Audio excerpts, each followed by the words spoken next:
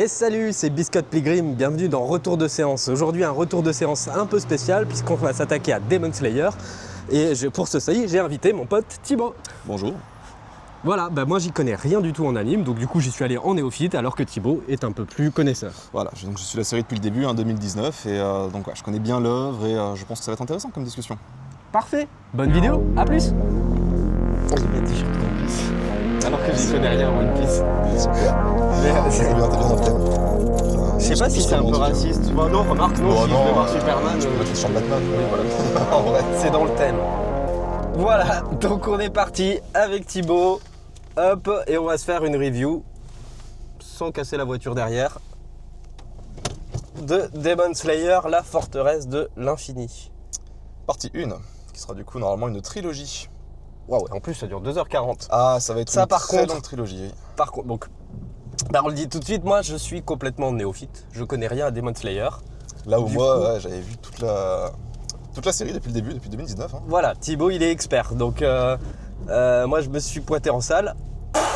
J'y connais rien, j'arrive, j'ai quand même fait des petites révisions, j'ai su qu'il y avait un des personnages principaux qui avait sa sœur qui était démon et que c'était une de ses motivations en C'est tant ça. que chasseur de démons et tout. Sauf que là, dans le film, ils en parlent pas du tout, donc moi j'étais là, on n'attend pas votre sœur. On n'attend pas, c'est lequel qui a... Parce que moi après je savais plus qui était le perso principal ou quoi, donc j'étais un peu paumé. Mais bref, je vais te laisser présenter un peu l'univers en tant qu'expert. Oh là, expert c'est un bien grand mot, mais Connaisseur. Demon Slayer, du coup, c'est un univers qui se passe dans un Japon fictif bien avant la modernité, hein, dans lequel les démons existent, c'est acté, il y a des démons dans l'univers, et il y a des gens dont leur boulot, c'est de tuer les démons. Donc c'est les pourfendeurs de démons, tout simplement. Et on suit Tanjiro, un paysan complètement lambda, qui un jour, en rentrant du travail, voit l'entièreté de sa famille entièrement massacrée par un démon, avec comme seul survivant sa sœur qui, elle, par contre, est transformée en démon. D'accord.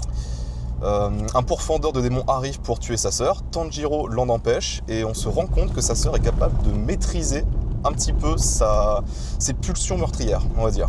Elle arrive à résister à l'envie de bouffer un humain. Donc pour faire une comparaison, c'est comme s'il y avait un truc de zombie et elle, par rapport aux autres zombies, elle a une conscience. C'est ça, c'est l'idée, Ok, oui. ouais, ok. Alors après, les démons ont tous une conscience, ils ont tous des motivations, mais Oui, c'est ils vrai. ont une pulsion meurtrière et une soif de sang d'humain. Soif de sang que le personnage de Nezuko, du coup la sœur de Tanjiro, arrive à contrôler. Et d'ailleurs, je ne suis même pas sûr dans la série qu'on la voit à un seul moment boire du sang. D'accord. Je crois que ça n'arrive jamais, il me D'accord. semble.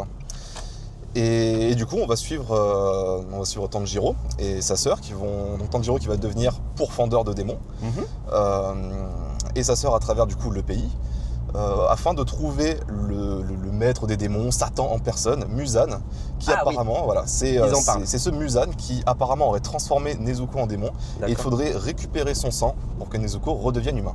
D'accord, Et ok. voilà. Donc on va suivre l'aventure Et là- de ce frère et sa sœur. Donc là, ce film-là, c'est le climax de la série. C'est la conclusion. Avec tous les...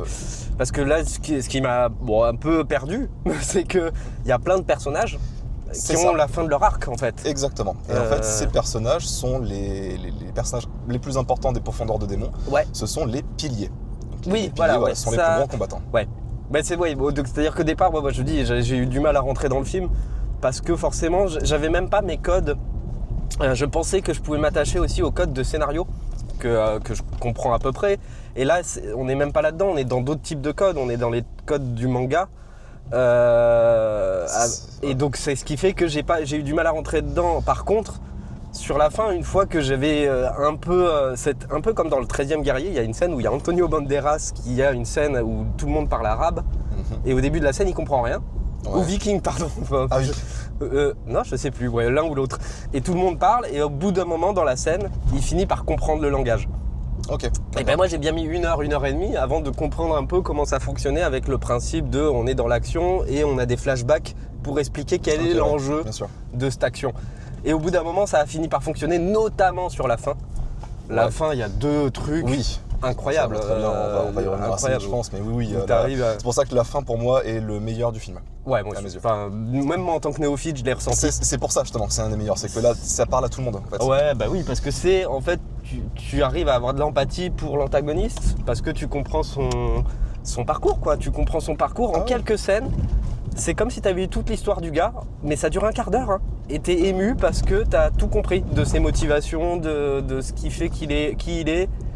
En fait, effectivement, on peut en parler maintenant, mais là où tous les 2 premiers tiers du film en fait sont une succession de petits flashbacks et de petites scènes de combat un peu mal rythmées, je trouve. Ouais. La fin prend le temps de mettre toute une grande scène sur un flashback et on prend le temps de montrer l'introduction, le développement et la conclusion d'une histoire sur un antagoniste où il n'y a pas de cut. On va pas aller sur un autre combat pendant ce temps, ça va être juste le combat de cet antagoniste, donc Akaza face à Tanjiro.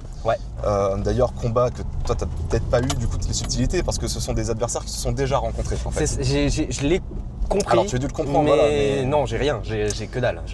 C'est comme si j'avais Obi-Wan Dark Vador. C'est ça, tu dis c'est qui ces gars-là quoi. C'est qui bien sûr.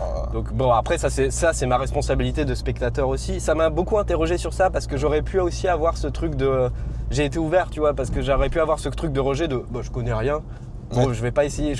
J'ai lutté en fait pour essayer de prendre les miettes de ce que je pouvais comprendre. Ah oui, c'est ça. C'est que en fait là, le problème et l'avantage de ce film, c'est que c'est une conclusion d'une série qui a 4 saisons en fait. Ouais. Donc quand tu n'as pas les 4 saisons derrière, c'est dur de se rattraper et de se raccrocher au peu d'informations inédites qu'il y a.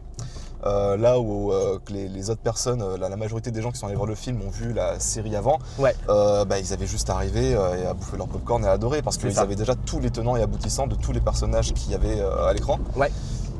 Et du coup c'était très plaisant, mais l'exercice a dû être très intéressant pour quelqu'un qui n'a pas vu. Oui, intéressant. Et ce qui est ouf par contre, c'est que c'est ce qu'on disait, le film cartonne de ouf dans le monde. C'est 550 millions au box-office. Voilà, il fait plus que les 4 Fantastiques ou quoi que ce soit, donc ça veut dire que culturellement, déjà je pense que quand même ça ferait pas des scores là si les gens ne connaissaient pas la série. Bien sûr. Donc ça veut dire que le phénomène des animes a quasiment pris le même niveau actuellement que les super-héros orientaux. À mes yeux, c'est même plus fort que ça. C'est-à-dire que non seulement il y a un budget plus important, mais il y a aussi des critiques bien plus positives. C'est-à-dire que tous les films de super-héros, les Disney actuels, les gens leur tournent le dos parce que il y a des thèmes et des messages qui plaisent de moins en moins, là où le Japon a encore une vision et une narration qui leur est propre et qui plaît beaucoup plus au public aujourd'hui. Et donc oui, les gens tournent le dos à des grandes franchises comme Disney pour se tourner vers du nouveau grand public japonais. Oui, parce que quelque part, ça. En fait, finalement, j'en parle à chaque fois que je dis que le cinéma américain est de plus en plus formaté et que c'est une catastrophe. Justement, ça veut dire que le public fuit vers des choses qui ne le sont pas, qui sont. Parce que là, c'est des codes. Je connais pas tous ces codes et j'étais content parce que je me dis, quelque part, c'est quand même du cinéma de grand spectacle. C'est-à-dire que ça prend la place des blockbusters, ça prend cette place quoi, qui est maintenant entre guillemets vacante. Superman. Garder Superman, c'est tout. Et maintenant, il y a quand même le DiCaprio qui est un blockbuster, mais c'est pas du tout un blockbuster tel qu'on l'entend en termes de grand spectacle fantastique, on va dire. Mais voilà, du coup, ça veut dire que le Japon, sur des choses qui pourraient être niches, parce que franchement, un film comme Demon Slayer qui sort au cinéma, mais qui fait des entrées comme ça veut dire que c'est plus niche. Sachant qu'en plus de ça, comme on l'a dit, c'est pas un film à part entière, c'est la conclusion d'une série. Oui, c'est-à-dire que c'est encore plus niche que ce que ça devrait l'être. Ouais, parce que en fait, tu ne peux pas. Je pense que aller dans la salle, moi tel que je l'ai fait, c'est quand même à déconseiller. Je pense qu'il faut quand même avoir des connaissances de la série et pour bien apprécier le film tel qu'il est. Disons que ça a été pour toi parce que tu savais à quoi t'attendre. Tu savais que ça allait être un exercice intellectuel en fait. Oui. Que tu allais devoir réfléchir à ça. Par contre, effectivement, j'enverrai pas mes parents voir le film.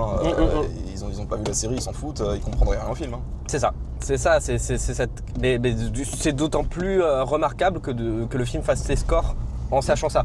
En sachant que c'est la conclusion d'un arc et que il faut avoir cette connaissance, donc c'est fou. Puis même, donc là, en tant que néophyte, moi j'y connais rien et j'ai une culture anime très limitée.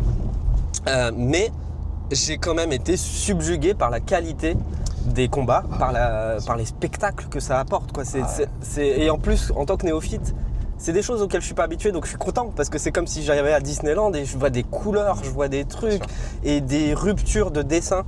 Il y a des trucs où des fois il y a même des ruptures de ton avec un petit peu d'humour où les personnages change de tête et tout. Bien sûr, je vois très bien de quoi tu parles. Ouais. Voilà, donc c'est un langage. Je suis content parce que je suis là, mais putain, mais j'ai pas goûté à ça. Donc, Ouais, c'est frais. Ouais, tu c'est connais frais. une nouvelle cuisine en fait. C'est nouveau. C'est une nouvelle spécialité. Putain, les saveurs sont cool. Exactement, et, et ça m'a donné, plutôt que de me fermer en me disant c'est pas pour moi et tout, ça m'a donné envie de comprendre tout ça.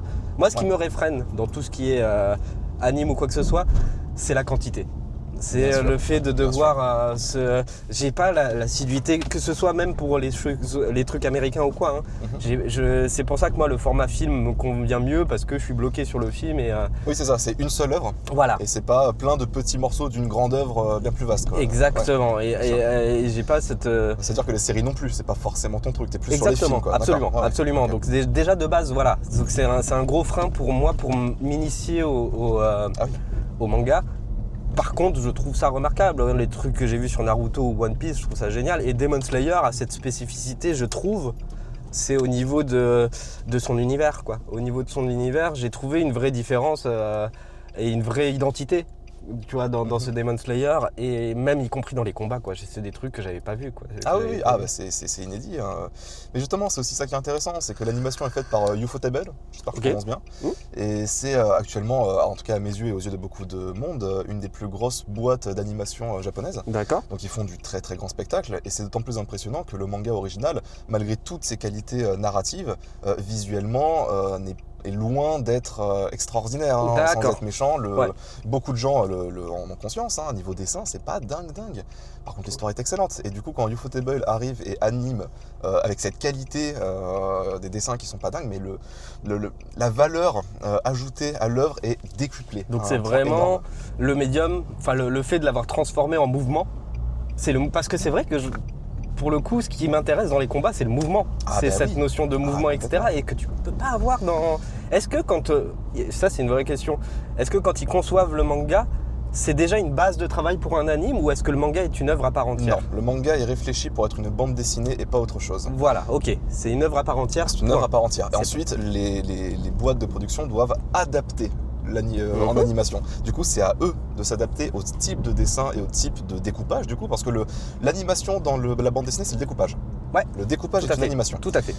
Et du coup, c'est au studio d'animation de s'adapter au découpage et au code visuel de l'œuvre pour en faire un animé qui colle visuellement à ce qu'on voit. C'est pour ça, par exemple, je prends un petit exemple rapide, les animés récents du manga Berserk sont des affronts parce qu'ils n'ont pas respecté le langage visuel et graphique de l'œuvre originale. D'accord. Là où Demon Slayer, non seulement les a bien respectés, mais les a embellis. Et ça, c'est fort. Oui, ok, oui, d'accord. Ok, il y a une vraie plus-value et parfois, donc il y a l'inverse. Parfois, il y a. Et parfois, c'est un gâchis. Parfois, c'est un gâchis. Et c'est pour ça que de base, le manga n'a pas usurpé son succès. C'était déjà un succès au Japon. Il y a eu des moments très marquants où ils ont vu qu'il avait dépassé en termes de vente One Piece. Ce qui est un exploit en soi. Attends, oui, donc là alors, pas au nombre d'œuvres vendues, au nombre d'œuvres, alors pas vendues dans la totalité, mais vendues sur le coup. Si je ne m'abuse, il n'y a que 23 tomes sur Demon Slayer. C'est pour ça, je te dis en fait, c'est par exemple pour le mois de janvier, il y a plus de tomes de Demon Slayer qui ont été vendus que de tomes de One Piece. C'est par rapport à ça. Bien sûr que je pense pas qu'un jour une bande dessinée soit plus vendue en termes d'argent pur et d'objets, du nombre d'objets que One Piece. Mais après, il y a beaucoup plus de tomes. T'as 120 tomes. C'est ça, j'ai voulu commencer, j'ai fait wow. Mais alors attends, parce que Demon Slayer en manga, elle est finie. Demon Slayer est fini, oui, ça fait 4 ans qu'il est fini, je crois. Donc là, ça correspond au tome 21, 22, 23. Je sais pas du tout à quoi ça correspond. Parce qu'une fois de plus, vu que les dessins me plaisent pas, je n'ai pas lu le manga, je ne sais pas comment ça se conclut. Je ne connais pas la fin. Mais c'est bien. Par contre, j'attends chaque épisode, et j'attends maintenant chaque film avec grande impatience. Parce que du coup, le manga a eu un succès phénoménal au Japon. Ouais. Par contre, l'animé a donné un succès phénoménal dans le monde. International, ouais, bien sûr. Là, et ça va avoir un précédent, parce que c'est sûr qu'il va y avoir d'autres sorties, d'autres animes de cette ampleur-là, je pense. Ouais, je pense que ça donne. Parce qu'il y avait déjà un film Demon Slayer qui était sorti au cinéma. Oui, c'est vrai. Le Train de l'Infini qui était un arc. En fait, tout le film était un arc. C'est pour ça que ce film aurait été bien meilleur pour quelqu'un qui ne connaît pas le manga. Je crois que c'est après la première saison. C'est entre la première et la deuxième, c'est ça? C'est entre la 2 et la 3, je crois. Je suis pas sûr. C'est entre deux saisons. Entre deux saisons. Peut-être la 1 et la 2, je crois que t'as raison, je sais plus. Ouais, entre la 1 et la 2, c'est ça. Entre la 1 et la 2. On va s'interrompre juste parce que là, je dois mettre de l'essence. Hein. La réalité est ainsi faite. C'est bien de parler de manga et tout, mais au bout d'un moment, la voiture a soif. Je ne pousserai pas la voiture, tu vas mettre de l'essence. Ouais, hein, j'ai écouté putain de société capitaliste. Vivement qu'on puisse siphonner les voitures comme dans Mad Max. Je plaisante. Je plaisante. Restons un peu quand même dans ce confort. Madame a failli tomber. Écoute, on aurait fait un Shifumi pour savoir qui la ramasse. Ah ouais, putain, ouais. Non, c'est pas vrai. Je plaisante aussi, ne faites pas ça. Bah, ramassez les gens en tout Ramassez cas. les gens, quand ils tombent, vous ramassez les gens quand même, voilà, un peu vous de- réagissez un petit peu. Peu de Soyez- civisme, bon sang. Soyez un peu sympa. Bon bref, donc oui, donc il y avait le train de l'infini, C'est ça, donc il était un film qui faisait un arc entier en fait. mais Tout c'est arc dans un entier. train, c'est tout est parce qu'il y a, tout se passe il y a dans un train, toujours ça. ce côté, c'était ça qui m'a impressionné, c'est un huis clos en fait, enfin dans la forteresse de l'infini. Et après il y a les flashbacks Alors, qui nous sortent. C'est vrai que maintenant que tu le dis, la majorité des arcs de Demon Slayer sont plus ou moins des huis clos. Ils se passent au moins dans Eh oui. une ville unique, dans Ok. un lieu unique. Et effectivement, le train de l'infini, c'est pratiquement un huis clos. Il y a juste, je crois, l'introduction et la fin et la conclusion qui se passent en dehors du train. Ouais. Mais l'essentiel de l'œuvre, c'est le train. Et le train, c'est même le thème Ouais. du truc. C'est d'ailleurs ça qui est assez fort avec cette autrice. Parce que du coup, c'est une autrice. C'est Ah assez bon rare. Ouais, c'est une femme qui a écrit Demon Slayer, ce qui est très rare. Youpi. C'est qu'elle a très bien compris que les décors dans une œuvre sont des personnages à part entière. Le Black Pearl est un personnage dans Pirates des Caraïbes, par exemple. Ouais. La forteresse de l'infini, et tu as dû le sentir, c'est un personnage. Tout à fait. La forteresse est un personnage. Tout à fait, c'est vrai. C'est vrai qu'il y avait cette notion de Ah, et vu tout, d'espace et tout. Après bon, ouais, ça faisait partie des codes que j'avais pas, c'est que j'étais perdu dans la notion d'espace. Tu vois, Arrête, tout le monde était parce que personne ne connaissait la forteresse. Ouais. Personne ne savait ce que c'était que cette forteresse. Et là, c'est la grande découverte pendant ce film. Ah d'accord, c'est-à-dire qu'il connaissait n'y a pas cette pas eu chose-là. d'introduction, On savait que c'était plus ou moins le camp secret des méchants. mais comment ils y arrivent? On n'a pas ça. Alors ça, c'est la conclusion effectivement de la dernière saison, dans la 4. dernière saison, ils Et arrivent à il la... me semble qu'ils montrent vite fait la scène au début du film où en fait ils sont sur le point d'attaquer Musan. Ouais. Ils ont enfin réussi à le piéger. Et en fait ils tombent tous dans la forteresse. En fait Musan a réussi son plan, c'est-à-dire tous les attirer pour qu'ils tombent tous chez lui. Ouais. Et qu'il les bute chez lui en fait. Là ça se joue à domicile pour lui. Ouais, bah oui, oui. Mais il y a ça aussi dans la notion de teasing où tu sais, c'est très oriental. Il y a une ellipse à la fin du film qui te montre les événements qui vont arriver, mais sans dire ce qui se passe. Hein. Mais il y a une ellipse. Genre post-générique. Non, bah dans le générique. Dans le générique le générique. Ah ouais, mais j'ai pas voulu rester parce que j'ai vu qu'ils commençaient à montrer des images et moi C'est je, ça, je ne le voulais pas le teasing, savoir. en tout cas, c'est ça. Ça c'est un grand truc japonais ça. Ouais, de c'est très teaser c'est un l'épisode code japonais. suivant. Ah, j'aime pas. Et je suis pas le seul à pas aimer. Pour le coup, il y a une différence entre occidental et oriental. Dans l'Occident, pour le teasing, ils vont rien donner. Ah, Ils vont te rien. donner Une phrase, une scène, voilà, une juste image, pour te dire coucou. C'est une scène post-générique Ben, de Marvel quoi. Exactement, dans les 4 Fantastiques, t'as une scène post-générique, spoiler, sur la scène post-générique, vous loupez rien. Mais t'as Doctor Doom qui arrive, on sait Ouais. que c'est Robert Downey Jr. Oui, bien sûr. Montre-nous son putain de visage, Ouais, il bien montre rien. L'inverse, Demon Slayer, il te montre carrément Ouais, des donc séquences. J'imagine qu'ils te montrent les combats qui vont arriver. Ouais, c'est qu'ils te ça. montrent les- Après, bien sûr. bon, moi, comme je savais pas trop qui est qui, j'ai compris qui Ouais. était Tanjiro à la fin. J'ai parce que compris moi- qui était le personnage principal. Voilà, mais parce que moi, je pensais que c'était le blond. Tu sais, Ah ouais, il y a- c'est mais ça, oui, putain. mais parce que c'est le dans premier Zenitsu. qui a introduit. Oui, C'est- bien sûr, c'est- oui, oui. Donc Ok. du coup, je me dis, bah, Excellent. c'est lui, Tanjiro, je sais pas quoi, et je suis le pape et on attend ma soeur. Mais on n'attend pas votre soeur. Ah oui, c'est sûr, putain. C'est rigolo que t'aies trouvé Oui, c'est Zenitsu drôle. un des personnages Mais je me pas suis les dit- moins aimés, mais les plus. Ouais. Zenitsu, c'est pas le Secondaire, on va personnage. dire. Voilà. C'est comme si j'avais pris Yann Solo pour Luke Ouais, c'est Skywalker. ça, quoi. c'est exactement ça. Bon, j'arrive tout de suite. Je vous laisse avec Thibaut. Bon, allez, fais le sens. On va peut-être éteindre le véhicule. Ouais, vite. Oh, ça va m'exploser la gueule. Oh.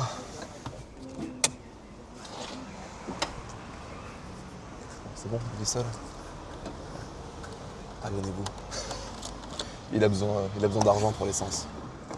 Sinon, je vais devoir pousser la voiture. Allez, je crois qu'on m'entend en fait. Ah bah oui, si t'es pas en ligne micro, on va t'entendre en vrai. Je sais pas ce qu'il vous raconte. Lui, il ne m'entend pas. Bon. Non, mais il était bien ce film. Mm. J'ai bien kiffé. Hop, hop, hop, hop. Les mangas, c'était un Bah oui, il a raison. de gros geeks. Je sais pas, j'entends pas du tout ce qu'il dit. Tout le monde disait non, mais je pas manga. 550 millions au box-office. Putain. Aujourd'hui, c'est limite les gens qui regardent pas de manga qui sont des gens bizarres. Ah, ça va vite. Hein. Ouais, vivement la suite du film. Hein. Ah merde, c'est pas du tout. C'est C'est du tout ça qu'il faut. Bah, il faut être ça, hein, quoi. Ouais, merde. Je suis pas sûr d'arriver à bien manga.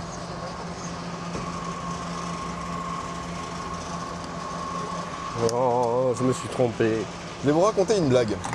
Il y a un j'espère mec, que il se Thibaut fait vous interviewer, divertit. Et le mec me dit « Ah, c'est quoi votre plus grand souvenir ?» Le mec il dit beau souvenir, un jour j'ai perdu ma vache. Tout le village m'a aidé à la retrouver. On était tellement contents, on a tous enfui la vache. Le journaliste fait ok, bizarre. C'est quoi votre pire souvenir? Je voudrais du soleil un jour je vert me suis perdu. dans mon jardin d'hiver. Je voudrais du Vous pouvez raconter ça soleil à vert vos parents. dans mon jardin d'hiver. Pourquoi? Ouais. C'est quand même bizarre. Voilà.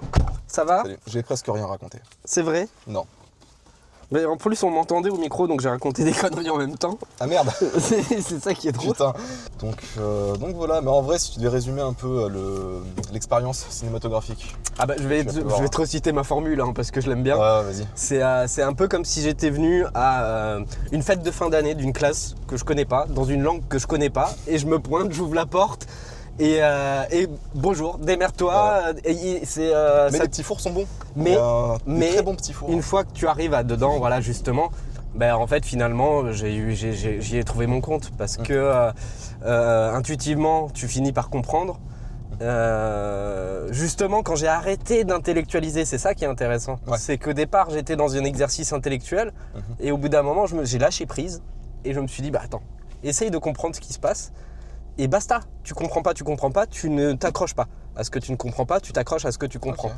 Bah, c'est assez intéressant parce que je pense que c'est à peu près la même chose qu'ont vécu les gens qui connaissaient très bien la série en fait. D'accord. C'est-à-dire que c'est un des seuls films où, alors déjà c'est une de mes meilleures séances cinéma de ma vie entière.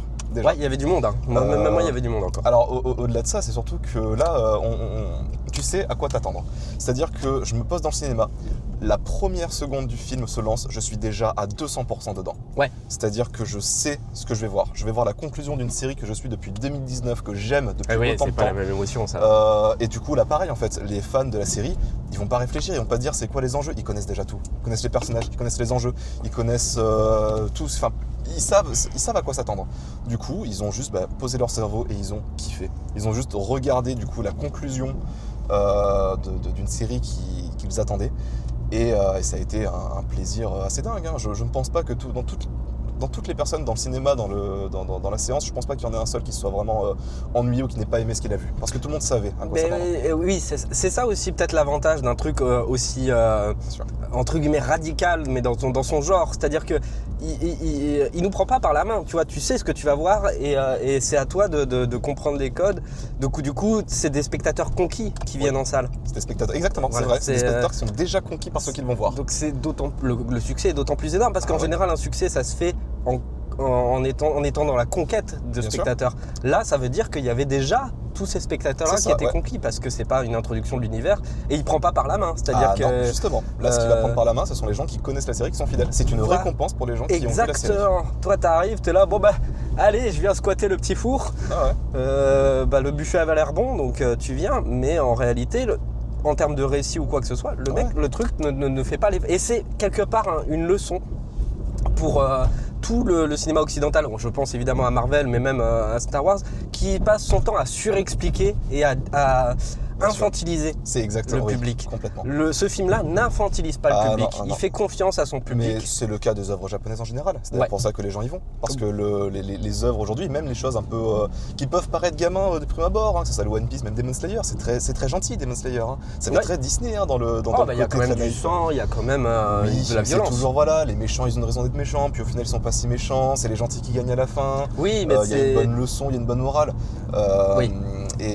Mais c'est pas pour ça que ça va être débile et qu'il va y avoir plein de morale ou quoi. Ils veulent juste, les Japonais veulent raconter des bonnes histoires et ils y arrivent très bien. Après, il y a cette notion japonaise aussi de l'ambivalence, c'est-à-dire que c'est un peu nietzschéen, la notion du bien contre le mal et de dépasser cette notion du bien du mal. Est-ce que tu peux me rappeler le nom du personnage Azuka Azara le méchant? Oui. Akaza. Akaza, excusez-moi. C'est dire si j'y connais rien, mais même dans les trucs que je connais, je zappe les noms. Bref. c'est pareil, ça dépasse son statut de méchant ou d'antagoniste en tout cas. Oui, c'est ça, c'est l'antagoniste, c'est plus ça le mot. Oui, bien sûr. Parce que- Akaza est un antagoniste, ce n'est pas vraiment un méchant. D'ailleurs, je crois pas que ça a été dit dans le film, alors que c'est un des points centraux du personnage, c'est qu'il ne tue que les hommes. Il ne tue pas les femmes, Akaza. Bah encore plus, ça le rend encore plus attachant. Ce qu'il met en opposition avec l'autre démon qui a été introduit au début du film, dont par contre là c'est moi qui Dogma, je crois, je me souviens plus. Celui avec les éventails. Oui, Qui lui, oui, c'est oui. l'inverse, il ne tue que les femmes, tu vois. Et Ah lui, oui. c'est une Lui, il ordure. m'a mis mal à l'aise. Ah, hein. ouais, Lui, j'ai pas aimé. Je connais pas ce qui va se passer, mais je pense que lui, ça va être une Ah, mais ordure. lui, t'as envie qu'il lui fume sa mère. Ah ouais, là Et, où Akaza, tu sens qu'il y a quelque chose de plus noble chez lui, l'autre, c'est une ordure. Ouais, c'est là que tu vois que je suis rentré dedans quand même, parce que je ressens des choses ça pour les t'a fait ressentir personnages. de l'émotion. Voilà, c'est-à-dire que j'ai quand même réussi à identifier qui est-ce que je pouvais pas piffer et Ouais. avec lequel j'avais de Ah, bien Tanjiro. Enfin, tu vois, Ah, bah, j'ai c'est ressenti génial. tout le temps. Bah, attends, La scène où Tanjiro va pour tuer dans le dos, enfin pour mettre un coup dans le dos d'Akaza, Bah, ouais, lui dit non, vas-y, mais, il m'a pas te repérer et qu'il crie je vais te frapper, je Ouais, veux pas t'avoir en ouais. traître. Et du coup c'est ça qui permet à Tanjiro de gagner parce qu'à la fin Akaza a dépassé sa limite de démon, c'est-à-dire qu'il peut faire reposer sa tête et il refuse de le faire parce qu'il le dit lui-même, ils m'ont battu à la loyale. Ouais, c'est très Ils beau, ne m'ont pas mis de coup en traître. Eh oui. Donc je ne le ferai pas non plus, je ne me régénérerai pas alors qu'ils ont réussi à couper ma tête et que c'était C'est- la règle du jeu. Ouais, c'est hyper beau. Donc la fin d'Akaza était Ah, excellente. mais il a beaucoup d'honneur, hein, ce personnage, et il Après- part avec honneur. Hein. Après, c'est le personnage aussi qui était l'introduction qui a été faite bien avant. Donc en fait, justement, le film Le Train de l'Infini introduit Akaza. D'accord, il Donc, en fait, apparaît. voilà, donc là. Akaza, en fait, limite, c'est l'antagoniste des films, pour l'instant, si Ok. tu veux. C'est l'antagoniste du premier film, où il gagne à la fin, Ouais, forcément, parce qu'il est encore là après. donc c'est un peu Thanos, quoi. Enfin, Alors, ouais, mais Thanos, c'est le grand méchant, Akaza, c'est un sbire. Loki alors. Ça serait plus un Loki, oui. Ouais, À la ok. limite, ce serait plus Bah, un Loki, effectivement. En plus vénère, mais En plus vénère et aussi un peu plus... en plus menaçant. Ouais, c'est ça. Loki n'est pas menaçant trop. Menaçant frontalement, ce qui fait pas Oui. de coup fourbe à Akaza. Ouais. Il affronte en face, en direct, il fait pas de coup de traître. Ça marche. Mais oui, le Akaza du coup est introduit du coup dans le premier film et dans celui-là. Et c'est pour ça aussi que les fans ont adoré cet antagoniste parce que il est mis sur le devant de la scène de manière spectaculaire et au moment où tu as enfin le flashback, c'est la récompense des fans de enfin on va savoir qui il est. Et on va avoir Ça, surtout la réponse. Il y à la- avait zéro indice sur tout ce qu'il était, sur sa backup, c'est ça hein, Parce que le c'est- seul indice c'était il déteste la faiblesse. Sauf que le flashback montre ce qu'il définit comme étant une faiblesse. Et c'est pas ce à quoi on s'attend. D'accord. Au début, on pense qu'il déteste les faibles, c'est ceux qui n'ont pas la force de se battre. Ouais. Mais en fait, le flashback montre que c'est ceux qui n'ont pas la volonté de se battre. Ouais. Et c'est pas pareil. C'est-à-dire que dans son flashback, on voit du coup qu'il était amoureux d'une jeune fille malade, que cette fille a réussi, de par sa volonté, à combattre la maladie et à guérir. Il était promis à un mariage avec elle. Et à côté, les samouraïs qui, eux, pensaient être forts, Putain, les gros lâches. ne l'étaient pas assez et du coup sont allés à empoisonner un puits. Mm. Et du coup, tu comprends que Akaza considérait cette jeune fille malade et faible comme étant quelqu'un de fort parce qu'elle avait la volonté. Mais c'est ça qui est mais fort, les gens non, avec non, mais- Voilà. Ouais, non mais ça m'a bouleversé hein, ce passage. Ah, c'est c'est là génial. où le film il m'a cueilli à 100% là. Ah, bien Parce sûr. que bah, c'est universel. Ça c'est un C'est truc ça, universel. c'est une histoire début, milieu, fin avec un message simple et efficace. Tu comprends, il y a une morale et toujours pareil, cette ambivalence de comprendre justement ce qui se cache derrière ce qu'on pourrait nommer le mal. Et en fait, tu comprends voilà, que là, tu pourrais faire une histoire de son point de vue et ce serait le gentil de l'histoire en fait, ce serait bah le oui. protagoniste. Hein. Bien Dans, sûr. dans cette scène-là, c'est le protagoniste. Oui, Il y bien a- sûr. il y a- il y a à partir pas- du moment où Akaza a la tête coupée et qu'il y a tous ces côtés flashback qui arrivent, Ouais. c'est lui le protagoniste de l'histoire. Voilà. Et t'es de son côté quoi. T'as de l'empathie. C'est ça qui est fort aussi dans. Ça te sort du manichéisme quoi justement. Hein, c'est les histoires les plus fortes, celles où tu peux comprendre et être du côté de l'antagoniste, même quand c'est le protagoniste qui gagne à ce moment-là. Bien sûr. Ça crée ça. Et il y a ce respect, cette notion de respect, de l'altérité justement. Bref, c'est génial. Ça C'est m'accueille. excellent, mais du coup j'imagine que quand le deuxième film va sortir, tu iras le voir ou pas? Est-ce que Ouais, ça t'a mais motivé genre- à voir la suite en Oui, fait? oui, j'ai envie de réviser par contre. Ok. Ça m'a surtout dans l'immédiat parce que il va sortir quand ce film là? Dans un an ou deux, j'ai Parce même que un j'ai doute, c'est pas l'impression qu'ils 2027 produisent je crois. vite. Non, il produit pas Non. d'ici là. Il aura fallu 3 ans pour faire ce film je crois. Par contre 2h40 c'est abusé.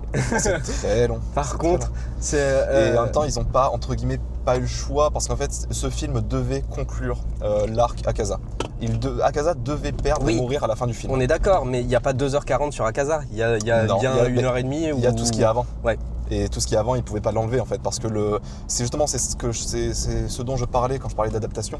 C'est-à-dire que l'autrice a choisi d'abord d'introduire le second méchant, là, de Goma ou Doma, enfin le mec avec les éventails. Celui avec les éventails. Voilà. Elle devait l'introduire avant Akaza, avant la conclusion d'Akaza en fait. Elle a fait ce choix narratif. D'accord. Et j'ai pas lu le manga, mais j'en mettrai ma main à couper que c'est la même narration dans le manga. D'accord. Ils ont été obligés, c'est normal, et c'est ce qu'ils doivent faire, c'est qu'un studio d'animation doit faire, ils doivent garder les choix narratifs de l'autrice. Oui, il y a une forme de respect. C'est ça. Alors, à la limite, ils peuvent légèrement l'adapter, mais il faut absolument garder le matériau de base.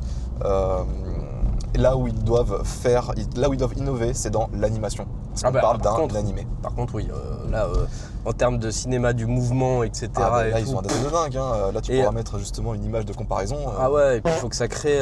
ouais, bien sûr, il faut que ça crée un précédent. Mais...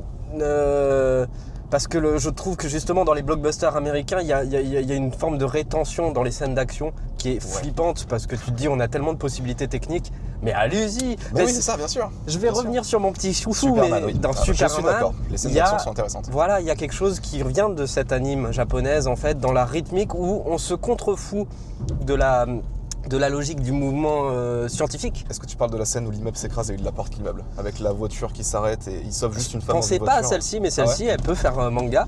Parce que même dans les cadrages, dans les mouvements, etc. Mais dans James Gunn, il s'est quand même beaucoup inspiré du cinéma asiatique.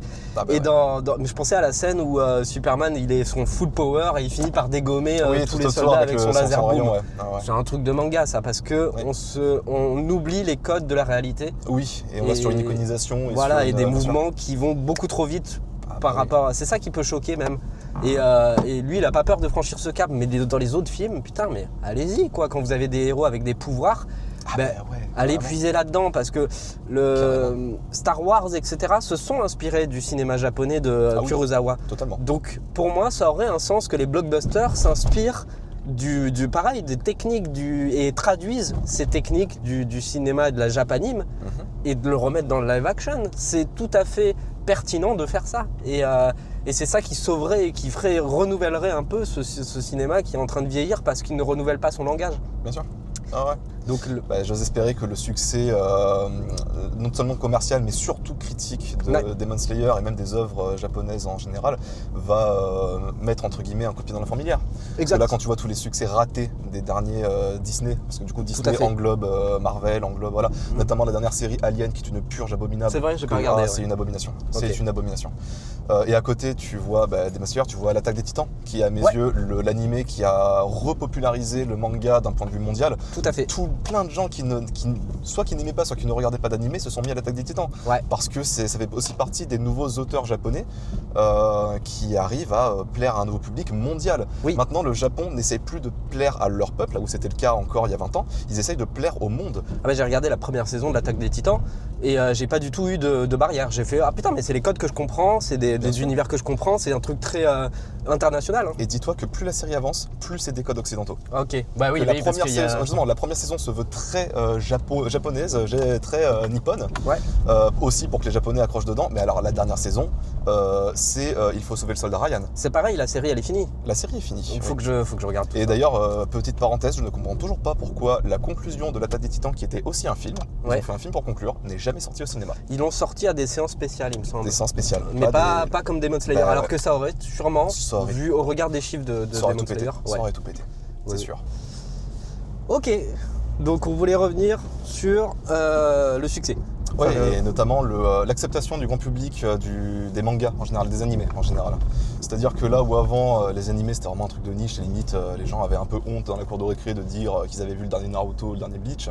Là, dans la séance de ciné, il y avait presque que des couples en fait. Garçon-fille, ça plaisait à tout le monde, il y avait des jeunes, il y avait des vieux, il y avait de tout le monde en fait. Et c'est notamment une des séances que j'ai trouvée la plus respectueuse d'un point de vue du public. C'est-à-dire que personne n'a parlé, personne n'a sorti son téléphone. Et puis c'est des séances en VOST, c'est-à-dire que c'est des séances en japonais. Ouais, bien sûr. Donc c'est pour te dire à quel point c'est pas du tout une niche, c'est vraiment... c'est vrai que quand je suis allé, le film est sorti il y a 2 semaines, la salle était encore pleine donc c'était vendredi soir en VO. Là, on est à 550 millions de succès, mais le film il est encore au cinéma. On n'a pas encore du coup le rendement final en fait. Il va faire autant que Superman. Je pense qu'il va faire autant que... Parce que Superman, il a fait c'est un score relativement faible pour Superman, mais c'est 600 millions. Je pense que le Demon Slayer, il va même le dépasser, probablement. Ah, il y a des chances. Et ça veut dire quelque chose aussi sur l'orientalisation de la culture, en tout cas la mondialisation de la culture. C'est-à-dire qu'il n'y a plus cette domination du marché américain. Et maintenant, même ce cinéma qui est entre guillemets de niche, parce que c'est pas que un simple film japonais, c'est pas le voyage de Chihiro où tout le monde peut le regarder, etc. C'est la fin d'un manga où il faut être connaisseur. Bien sûr. Et pourtant, il y a plein de gens qui sont là en mode c'était une séance entre guillemets normale, ce qui est horrible de dire comme ça, mais c'était une séance normale. Mais en fait, au-delà de la popularisation et de l'acceptation de la culture nippone, je dirais plus que c'est une nouvelle proposition de narration. Tout à fait. Parce que la narration est quelque chose d'universel. En fait, tous les peuples Oui. écrivent et font leur propre narration, certes avec leur corps, mais ça reste de la narration, avec des messages qui peuvent être communs à beaucoup d'œuvres. Et la narration proposée par les Japonais aujourd'hui a beaucoup plus de succès que les narrations que des blockbusters américains nous proposent, en fait. Ouais, en fait, finalement, parce que j'ai fait une vidéo sur Super Mario. Non, mais je fais le parallèle parce que en 1983, l'industrie du jeu vidéo, elle était en train de s'effondrer à cause de la saturation des jeux vidéo, occidentaux, américains, etc. Le marché était sur le point de s'effondrer. Et en fait, ce qui est arrivé, c'est Nintendo, avec la NES et avec Super Mario Bros, qui ont relancé à la fois l'art du jeu vidéo, c'est-à-dire qu'ils ont transformé le truc parce que Super Mario est un chef-d'œuvre, et ils ont relancé l'industrie du jeu vidéo dans le monde. Et j'ai l'impression que c'est un peu un parallèle à faire avec Demon Slayer, qui est en train de... on a un marché qui est sursaturé de blockbusters et de grands spectacles qui se ressemblent tous et qui finissent par ne plus vendre parce que les gens se lassent. Et finalement arrive la culture orientale, la culture japonaise, qui vient réinjecter de la créativité, qui vient réinjecter un regard neuf et puissant et sur le médium, quoi. Donc c'est un peu le parallèle que je ferais entre Nintendo et le cinéma et l'anime. Ah oui, bien sûr. Puis c'est là la prochaine œuvre qui va faire ça. Ça va être je crois que c'est un film, il me semble, de Chainsaw Man, qui pareil est une œuvre qui a eu beaucoup de succès, à juste titre. C'est pour moi l'auteur de Chainsaw Man, c'est un peu le Tarantino en fait, des mangaka, parce qu'il propose une narration tellement atypique. T'as l'impression de voir un Tarantino en fait. Tarantino fait des films très atypiques, très codés. Et le mec c'est pareil en fait. Le mec est un putain de génie. Il y a un côté irrévérencieux aussi peut-être. Complètement. Qui a pas C'est ça, c'est le délire de Tarantino qui à chacun de ses films il y a un explosage de testicules en fait. C'est ce genre de délire. Ça marche. Et du coup, ça m'intéresse. Voilà. Et du coup, en fait, même les nouveaux auteurs japonais se réinventent une fois de plus, comme on l'a dit, pour plaire à un public occidental et aussi pour se réinventer et pour proposer une nouvelle interprétation à leur propre peuple. C'était exactement ce que faisait Nintendo. Enfin, c'est exactement ça. C'est ça. Parce que Mario est italien, tu vois, enfin il y a des trucs où et bon bref, c'est ce petit parallèle, mes petites obsessions du moment, c'est Super Mario. C'est cohérent. Mais en tout cas, vive le Japon. Vive les mangas. Vive les sushis. Regardez des animés, lisez des mangas, c'est très très bien. Voilà, donc écoutez, j'espère qu'on n'a pas été trop long et qu'on a été bien clair. En tout cas, merci Thibaut, parce que tu as été super. Merci pour ton invitation. Avec plaisir. Et voilà, présente-toi un peu. Qu'est-ce que tu fais ? Alors, je m'appelle Thibaut et je suis essentiellement auteur de deux mangas, de deux œuvres, surtout webtoon, que j'adapte aussi à un format manga dans l'objectif d'une vraie publication et impression plus tard. Donc la première, c'est Addendum perdu SCP Fondation, qui est du coup une série horreur sur l'univers de SCP. Donc un univers créé sur internet qui parlera peut-être à certains. Et la seconde, c'est les Chroniques de Ferra, qui est du coup une bande dessinée un peu plus intime. On va dire que c'est un peu comme si quelqu'un avait fait son journal intime sous forme de manga. Et donc voilà, c'est très très très amateur au niveau du dessin et de la narration. Mais je prends plaisir à lire et j'ai quand même quelques retours assez positifs de lecteurs qui ne me connaissent pas. Surtout sur SCP, vu que c'est un univers qui parle à beaucoup de gens déjà. Donc voilà, j'ai un Instagram et un compte Webtoon. Donc je vous invite à lire. Allez voir, je mets les liens dans la description, etc. Et allez voir, c'est cool. Et c'est toujours cool d'avoir des créateurs, etc. Donc allez encourager et surtout allez prendre du plaisir à lire ce qu'il fait parce que c'est cool, c'est trop cool. Et bien sûr, n'oubliez pas de vous abonner à la chaîne de Biscotte Pilgrim, je remercie encore l'invitation. Grand plaisir. Ça me fait très plaisir. Et c'est vrai que l'exercice de faire la critique d'un film, d'un manga, dont toi tu ne connais absolument pas les codes et la source, et où moi je connais ça depuis la sortie et depuis toujours. Non mais c'était trop cool. voilà, Enfin, c'était un franchement, exercice intéressant. c'était le bon film pour C'était faire une ça belle parce discussion. que, ouais, voilà, ce qui est cool, c'est le but de l'art, hein, de créer des discussions, de oui. créer des ponts et tout. Et, De toute façon, à et partir du moment où une œuvre arrive à générer de l'intérêt, positif ou négatif, je pense que l'œuvre a un peu réussi. Bon, n'oubliez pas, vous abonnez, vous likez, etc. Vous faites des trucs comme ça, hein, parce que c'est le capitalisme, vous savez, il faut, on est faut dans payer un monde. l'essence. Hein, Voilà, faut la payer, voiture, ouais, voilà. tout à fait, il faut payer l'essence. On est dans un monde quand même où le pognon génère un peu nos vies, etc. Où c'est que des statistiques, etc. C'est que des chiffres. Arrêtez, revenons un peu plus dans l'humain. Ouais, ça manque de démons et de katana quand même, tout ça. Ouais, tout à fait, C'est sûr. tout à fait. Oh non, des démons, il y en a plein. Hein. Ils se cachent Ouais. partout. Vous Ouais, savez qui mais- ils sont, vous pensez à des gens. Quand Ouais, on mais dit- on ne peut pas les sabrer, on n'est pas légitime. Non, mais non, non, non. Enfin, juste pour fendre des kebabs. J'ai faim.